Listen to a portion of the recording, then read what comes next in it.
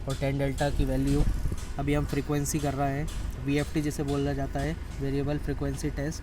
ये UST mode में कर रहे हैं और 2 kV पे कर रहे हैं। अलग अलग फ्रीक्वेंसी पे देखा जाता है कितनी आपकी बुशिंग हेल्दी है।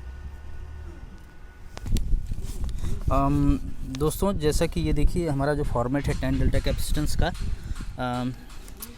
ये देखिए UST mode, GST G mode, ये ग्राउंड, अनग्राउंड और ग्राउंडेड मोड में होता है। और ये 10 डेल्टा में आप देखेंगे R, Y और B फेस सीक्वेंस के हिसाब से हमारी जो साइड की वैल्यू आती है वो यहाँ एंट्री कर ली जाती है और फैक्ट्री वाली वैल्यू यहाँ एंट्री कर ली जाती है। फिर दोनों में कंपेयर कर लिया जाता है और टॉलरेंस लिमिट के अंदर अगर होता है तो ये वैल्यू एक्सेप्ट हो जाती है।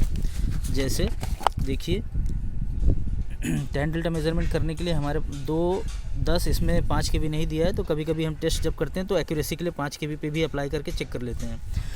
और बुशिंग का चूँकि थोड़ा स्टैंडर्ड इसका हाई है टेस्टिंग का, तो हम ये वेरिएबल फ्रिक्वेंसी पे भी करते हैं। जैसे आप देखिए 17 हर्ट्ज़, 25 हर्ट्ज़, इस तरीके से 391 हर्ट्ज़ तक जाता है। कोई क्लाइंट हमें कहते हैं कि 400 हर्ट्ज़ पे भी करके दो हमें रिज़ल्ट। तो ये कुछ इस तरीके से होता है दोस्तों। देखिए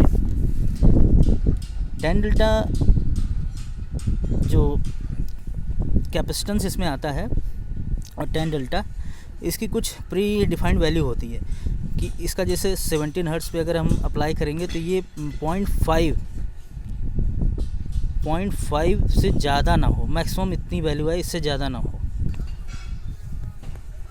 और जैसे जैसे ये फ्रीक्वेंसी बढ़ती जाती है तो 10 डेल्टा की वैल्यू भी बढ़नी चाहिए, लेकिन 0.5 से ज़्यादा नहीं होनी चाहिए। अगर इससे ज़्यादा होती है तो इसका मतलब ये हुआ कि हमारी ये जो बुशिंग देख रहे हैं आप, इसमें जो टेस्ट इंजेक्ट हो रहा है ना वोल्टेज, तो इसका मतलब इसके पॉलीमर में कुछ प्रॉब्लम है इंटरनल। देखिए जैसे मैंने लिखा है 17 हर्ट्ज़ पे 0.5 मैक्सिमम और 51 हर्ट्ज़ पे लिखा है 0.4 मैक्सिमम, इससे ज़्यादा ना हो। 391 हर्ट्ज़ पे भी 0.5 से ज़्यादा नहीं होनी चाहिए। अभी मैं आपको टेस्ट दिखाता हूँ। ये देखिए रिज़ल्ट, देखिए 17 हर्ट्ज़ पे किया तो हमारी वैल्यू कितनी आई, 0.286, 0.5 से कम है, तो इसका मतलब एक्सेप्टेबल है। इसी प्रकार आप देखेंगे, देखिए जैसे जैसे फ्रीक्वेंसी की वैल्यू बढ़ती जा रही है ना, 10 डेल्टा वैल्यू बढ़ता जा रहा है, लेकिन कहीं भी 0.5 से ज़्यादा नहीं है, इसलिए ये टेस्ट पास हो गया। ओके दोस्तों, थैंक यू।